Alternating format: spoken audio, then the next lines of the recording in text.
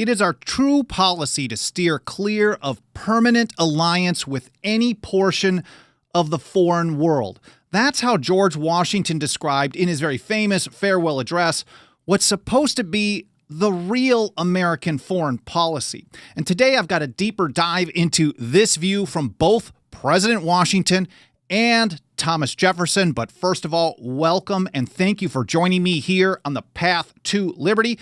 My name is Michael Bolden with the 10th Amendment Center, and this is the show for Wednesday, April 24th, 2024. And let's get right to it. We're going to hammer on this American foreign policy, which has obviously been abandoned for many, many years, but this is how things should be. And now a major theme of Washington's farewell address, of course, is foreign policy and his advice that the United States should take advantage of its very, I guess we could call it its peculiar political and geographic situation, especially for the time, a massive physical separation with Europe, the countries of old, in order to pursue a truly independent course. And independence, if we think about the timing of things, was a very big deal to the people at that time. And this is near the end of his address. He says, "With me, a predominant motive has been to endeavor to gain time to our country to settle and mature its yet recent institutions and to progress without interruption to that degree of strength and consistency which is necessary to give it, humanly speaking, the command of its own fortunes." If we think about the timing of this in 1796 and the timing of Washington, of course, going through the Revolution, the War for Independence, the Articles of Confederation, and then the Constitution and his 2 terms in office, he is certainly giving us a tip of the hat to the Revolution. And as someone who lived through it and the war against the largest empire on earth, this statement here is really a true expression of sovereignty or final authority and independence. And here are some quotes from the Declaration of Independence. "To assume among the powers of earth the separate and equal station to which the laws of nature and nature's God entitle them." So the people of each country have the ability to express their own choices in the way that they want to. And that is one of the important parts of the Declaration. And at the end, that is free and independent states. Now, I'm not going to get into the states versus state discussion here today, but that's an important distinction. But as free and independent states, they have full power to levy war, conclude peace, contract alliances, establish commerce, and to do all other acts and things which independent states may of right do. And you can see that line of thinking here in George Washington in a letter to Alexander Hamilton earlier in 1796. His farewell address was an essay. It wasn't a speech. It was an essay published in September 19th, 1796. He originally had a farewell address drafted for his first term. He was going to step down. Thomas Jefferson is one of the people who convinced him to stay, to keep things kind of from getting out of control. They thought things were going to go pretty bad, and Jefferson wanted him there as well. But James Madison primarily drafted the first round. And one of these days I should do an episode comparing the earlier and later versions of it. George Washington had Hamilton, of course, his trusted guy, in 1796, draft a next round based off of Madison and, of course, his advice as well. But here's a letter to him in the run-up to that in May of 1796. "If we are to be told by a foreign power what we shall do and what we shall not do, we have independence yet to seek and have contended hitherto for very little." So to President Washington, to General Washington, the notion that your nation, your decisions are going to be tied to the whims, the political choices, the wars of other nations, and you wouldn't have the independence to choose, you have actually very little independence. And so therefore, you've actually betrayed the principles of the revolution. And of course, there's an element of reciprocity and equality here in his line of thinking, and we can go back to the Declaration of Independence. They say, "We must therefore acquiesce in the necessity which denounces our separation and hold them," talking about the British, "as we hold the rest of mankind, enemies in war, in peace, friends." Now, no permanent alliances does not mean no alliances whatsoever. It's just that you have to think about the timing. It doesn't want it to be permanent. But here from Thomas Jefferson, Jefferson had this kind of very much so this approach like George Washington, this equality and reciprocity mentality. And as president, he certainly implemented it. Here's a letter to the Pasha Yusuf Quaramanli, the Pasha and Bey of Tripoli, in May of 1801. Now, mind you, Jefferson did not realize that 7 days earlier, the Pasha had already declared war on the U.S., and there was some conflict that was ramping up. And so Jefferson is warning him, hey, look, we're sending a fleet out there. They're going to monitor stuff, but we want to be at peace. And if there's any problems, we're ready to take things on. So a claim to do all the acts and things which independent states may of right do, as stated in the Declaration of Independence, it also means that other nations have the same claim to the same status. That's the mentality of the real American foreign policy. Basically, it means a policy of respecting the sovereignty, final authority of the people of other nations, even if you don't agree with them. And Thomas Jefferson did put that into words in his own flair in this letter to the Pasha of Tripoli. He said, we have yet given them, talking about the fleet that he's sending out there, in strict command to conduct themselves towards all friendly powers with the most perfect respect and good order, it being the first object of our solicitude, to cherish peace and friendship with all nations with whom it can be held on terms of equality and reciprocity. So right back to the principles of the American Revolution, right back to the principles of the Declaration of Independence is this foreign policy that Thomas Jefferson implemented. We'll see much more from George Washington here in a moment, of in peace, friends, and in war, enemies. I mean, it should be very, very straightforward. And then no permanent attachments, because that drives you into other directions. Washington really hammers on that quite a bit in his farewell address. Now, if you want to learn a little bit more about how pretty much everything they've told you about Thomas Jefferson and war with the Barbary pirates, it's basically littered with lies and propaganda, what they tell you. I'll have an episode linked to in the show notes over at 10thamendmentcenter.com/path to liberty. The big lie, Jefferson and war with the Barbary pirates. I don't have it up on the screen here, or maybe I do someplace. Nope, I don't, but we'll have it linked to in the show notes anyways. Now back to the farewell address. Here's how Washington put it. Against the insidious wiles of foreign influence. So foreign influence was a big deal. They did not want foreign countries to have influence over the decision-making of the United States.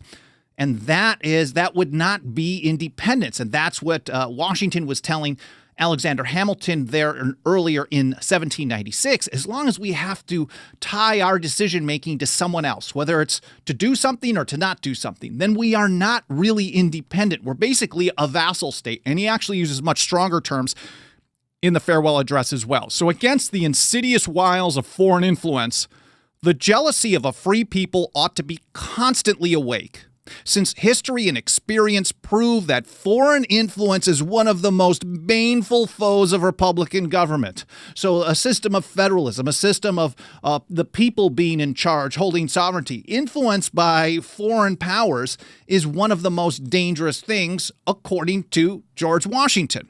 He said, but that jealousy, to be useful, must be impartial. This is back to that equality and reciprocity, free thought, making our own choices. Else it becomes the instrument of the very influence to be avoided, instead of a defense against it. Excessive partiality for one foreign nation and excessive dislike of another cause those whom they actuate to see danger only on one side, and serve to veil and even second the arts of influence on the other. So if you just take a personal, partial view towards or against one nation or another, it's going to lead you into, well, one of the most baneful foes of a free system. That is influence of foreign nations or foreign powers. And Washington tells us real patriots who may resist the intrigues of the favorite are liable to become suspected and odious, while its tools and dupes usurp the applause and confidence of the people to surrender their interests. That should sound really, really familiar. That's the big caveat. You always have to be jealous, guarding against the wiles, insidious wiles of foreign influence. But the caveat is you can't just have a permanent attachment, a love or hatred towards any foreign power, because that drives you in the wrong direction. I'll get to a little bit more from Washington on that in a moment. But here's James Madison in a letter to Thomas Jefferson. And this brings us towards Washington's warnings against permanent alliances and why. But I wanted to point out that years later, Madison, in a letter to Thomas Jefferson, called George Washington's farewell address, along with his inaugural and a few other documents, one of the best guides to the distinctive principles of the American system. So Madison, Jefferson agreed. They actually recommended it be included in collegiate studies in Virginia at the time. So they were very much on board with the message coming out of the Washington administration. Whether we love everything else that he did or not, that's not the point. But as far as the message and the principles discussed, Madison and Jefferson thought it was incredibly important and one of the best guides to the principles of how American government should be run. I will, of course, get that link to in the show notes. Alan Mosley, who does really awesome work, has been organizing the blog posts. He includes all the links that I'm mentioning, well, usually all of them, as long as I have them in my notes and ready to roll, plus all the different platforms we broadcast or stream on. Of course, we live stream on the video platforms, the mainstream one, like YouTube and LinkedIn and Twitch and X and Facebook.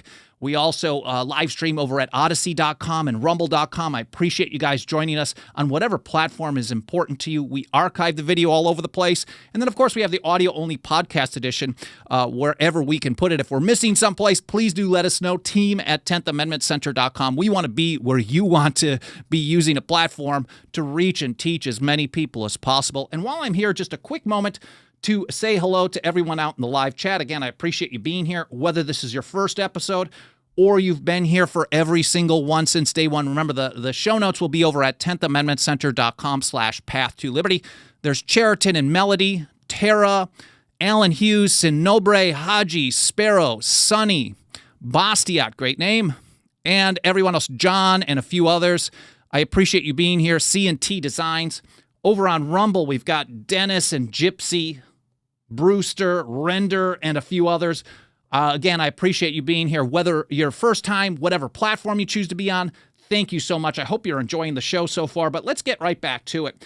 Going back to this idea of true independence and a protection against the insidious wiles of foreign influence. Well, that requires a rejection of what George Washington called a habitual hatred or a habitual fondness towards any other nation, because that drives your decision-making in the wrong way. You're thinking, oh, blank country name first. If you're thinking my attachment to this country means, well, I have to support legislation that supports this country, or foreign aid or foreign policy that supports that country. And you're not thinking clearly about, well, the restrictions of the Constitution, for one.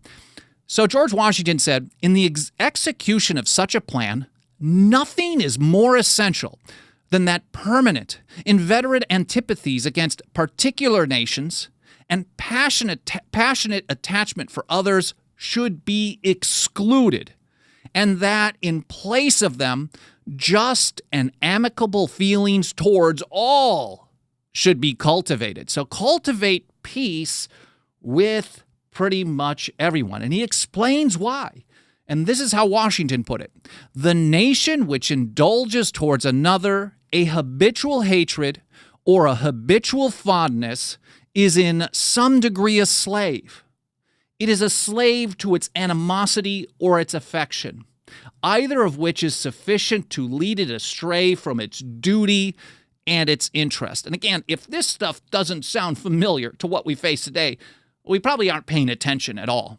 And anyways, Washington just keeps going further and further and further. He said, antipathy in one nation against another disposes each more readily to offer insult and injury, to lay hold of slight causes of umbrage, and to be haughty and intractable when accidental or trifling occasions of dispute occur. So the smallest thing leads to, well, this is a blown out of proportion, and it leads to all kinds of bad policy choices. So a habitual fondness or a habitual hatred. So he's talking about antipathy in this one. He said, hence, frequent collisions, obstinate, envenomed, and bloody contests.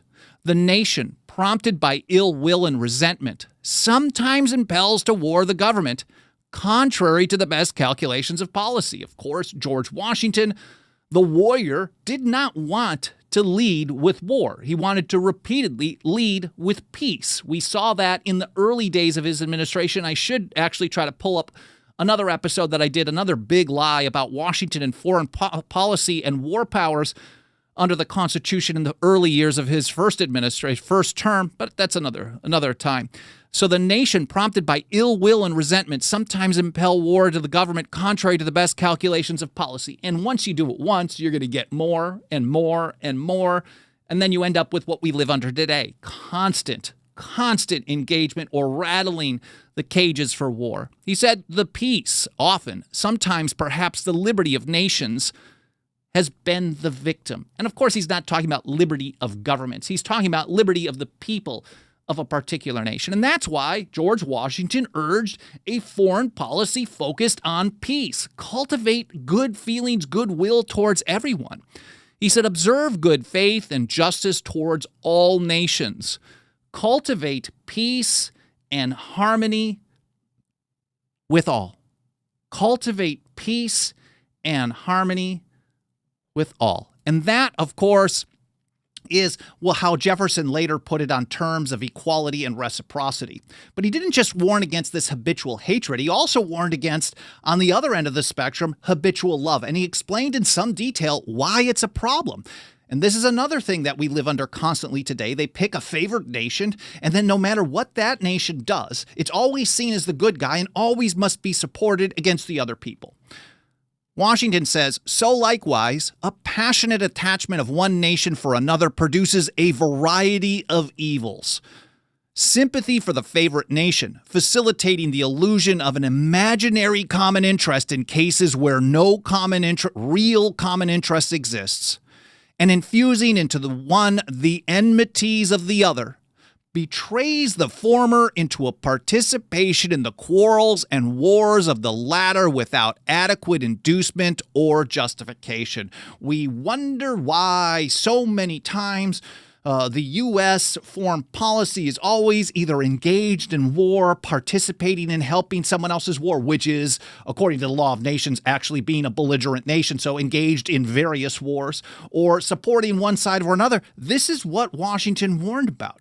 Having a habitual fondness, a favored nation status towards someone, especially in foreign relations, leads you to all kinds of wars that you probably shouldn't have had in the first place. He said it also leads to concessions to the favorite nation of privileges denied to others, which is apt doubly to injure the nation making the concessions. So you're always getting everyone angry at you. We hear about blowback, of course, when we talk about foreign policy, the blame America first. But if you don't think about American aggressive, imperial, or really arrogant foreign policy that completely defies George Washington over and over and over, and we'll see here in a moment, Thomas Jefferson too, we can actually understand maybe that they're making a mistake and that has to change. It leads to concessions by unnecessarily parting with what ought to have been retained and by exciting jealousy, ill will, and a disposition to retaliate. A disposition to retaliate in the parties from whom equal privileges are withheld. So for years, we've talked about blowback, American foreign policy causing people to do evil things and attack. And we were told so many times by neocons and some of these liberal war hawks over and over, what do you hate America? Why don't you go join the terror? Move to Cuba with that mentality, commie. We've heard this stuff over and over and over. But yet, this is the same principle that President George Washington gave us. If you have a favored choice of one side over the other, it creates a disposition for one of the sides to retaliate against you. It creates a very bad scenario. And, he says, it gives to ambitious, corrupted, or deluded citizens who devote themselves to the favorite nation facility to betray or sacrifice the interests of their own country without odium, and sometimes even with popularity, like cheering and waving a foreign nation's flag on the floor of Congress while you're taking stolen money and handing it to those people. He said, gilding with the appearance of a virtuous sense of obligation, a commendable deference for public opinion, or a laudable zeal for public good, the base or foolish compliances of ambition, corruption, or infatuation. So again, I just keep saying it, but I think because Washington put so much time into repeating and hammering home this same message over and over and over, I think it's important that we continue to repeat it over and over and over. Washington continued, how many opportunities did they afford to tamper with domestic factions? This is foreign influence, to practice the arts of seduction, to mislead public opinion, to influence or awe the public councils. Such an attachment of a small or weak towards a great and powerful nation dooms the former to be the satellite of the latter. And it doesn't matter how powerful you might be. It doesn't matter how much military or financial might you might have. If you have a permanent attachment or a permanent alliance with another nation or permanent opposition, your decision-making is going to be based on that, not your own best interest. Now, sometimes, like a broken clock, it might work out that way, but that's leading it to chance. So instead of a constant political and military engagement with basically the whole world as it is today, instead of a habitual hatred or fondness towards one nation or another, George Washington gave us this. The great rule of conduct for us in regard to foreign nations is in extending our commercial relations to have with them as little political connection as possible. And even here, more talk of equality and reciprocity in treatment. He said, harmony, liberal intercourse with all nations are recommended by policy, humanity, and interest. But even our commercial policy should hold an equal and impartial hand, neither seeking nor granting exclusive favors or preferences, consulting the natural course of things, diffusing and diversifying by gentle means the streams of commerce, but forcing nothing. So opening things up to free trade, engaging with the world, not isolationism. Isolationism means locking down and doing everything at home. But really a true globalization, not in the way that they want us to think, which is like the idea of, submitting to global treaties or global legislative bodies, things like that. That's the type of globalization they talk about. That's global control. But what he's talking about is independence and openness with the world. And as long as you can do that, you're going to lead towards much more prosperity and much more peace. He said there can be no greater error than to expect or calculate upon real favors from nation to nation. It is an illusion which experience must cure, which a just pride ought to discard. And I believe Thomas Jefferson actually cited George Washington's farewell. I couldn't find the exact source as I was preparing my notes, but at some point I read that he was inspired by Washington's message for his own first inaugural address, which is a very, very important document laying out the American policy of government and foreign policy for the early part of the 19th century. And here's one that we may have all heard before. Again, this is March 4th, 1801. It'll be linked to in the show notes once Alan gets that done, and I will get that published over at 10thamendmentcenter.com/path to liberty. But here's Thomas Jefferson implementing George Washington's foreign policy advice from his farewell address just a few years later. Peace, commerce, and honest friendship with all nations, entangling alliance with none.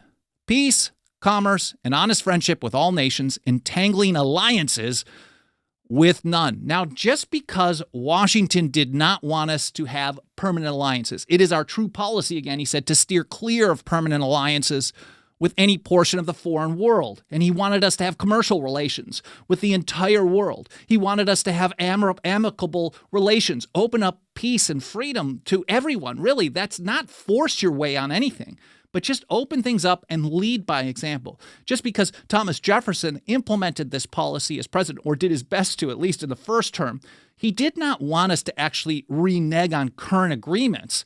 He did want them ended, however. He said, let me not be understood as capable of patronizing infidelity to existing agreements. I hold the maxim no less applicable to public than to private affairs, that honesty is always the best policy. I repeat it, therefore, let those engagements be observed in their genuine sense. But in my opinion, it is unnecessary and would be unwise to extend them. Make sure that there's no permanent alliances, no habitual permanent hatred or love of any foreign power, of any foreign nation. And then make sure if you've got an agreement, hold to what you have, even if you don't like it, but get out of it once you can. Close it down and definitely don't extend it. He said, taking care always to keep ourselves by suitable establishments on a respectable defensive posture, we may safely trust to temporary alliances for extraordinary emergencies, not just for anything and everything, but only temporary for extraordinary emergencies. That's George Washington. And then, of course, Thomas Jefferson gave us the path forward. How do you deal with a situation where you have a bunch of entangling alliances? He said, let our affairs, this is a letter to Gideon Granger from Thomas Jefferson in August 1800 before he took office. He said, let our affairs be disentangled from those of all other nations, except as to commerce, which the merchants will, which the merchants will manage the better, the more they are left free to manage for themselves. Again, no, don't regulate the hell out of them. Leave the merchants, leave the commercial relations outside of regulation. You'll have a much better international relationship with free trade. That's Thomas Jefferson implementing George Washington's policy. And here he is in a letter to Thomas Lomax. Our motto, he said, commerce with all nations, alliance with none should be our motto. Again, Thomas Jefferson, a letter to Thomas Lomax, describing American foreign policy as influenced by George Washington. This is important stuff that we never learn about in government-run schools. Of course, the tax-funded government-run schools teach us that, well, government should do whatever government wants to do and that we shouldn't actually even look to the founding generation for our principles of action today. But we work very hard to get this kind of information out to more and more people, and nothing helps us do this work more than the financial faith and support of our members. You can join us for as little as $2 a month. If you got a couple of bucks of that dirty government fiat, please consider throwing it our way over at 10thamendmentcenter.com/members. I'd be very grateful for any consideration you can give to joining us today. And while I'm here, I do want to take a quick moment and say a huge thank you, very quick, but huge thank you to just a handful of people who have joined us recently. There's Jason in Pennsylvania, Aaron in Texas, Joan in Montana, Kevin in Georgia, William in Missouri, Robert in Tennessee, and Anjanette in Maine. Again, thank you so much for joining us. I'm extremely grateful for your support. And if you haven't done so yet, any consideration you can give to joining us as a member today, I'd be very, very grateful for that as well. Do not feel obligated. We've got thousands of articles and blogs and podcasts on this website at 10thamendmentcenter.com, and we'll continue doing this for free, for making the information available for free to as many people as possible, but the funding helps us reach and teach more and more people. You can also do a few free and easy peasy things to help us spread the word. Some of these things will help trigger the algorithms of the mainstream platforms, like smashing the like button, leaving a review on Apple Podcasts or any other podcast platform, subscribing, comments, sharing links, etc. All those can help us spread the word a little bit more. Anyways, I will look over in the chat a little bit more later today or tomorrow. I appreciate your feedback, whether it's live or in the archive. Thank you so much for watching this episode or listening, whatever platform you happen to be using. Thank you so much. I hope you enjoyed the show, and I hope to see you next time here on the Path to Liberty.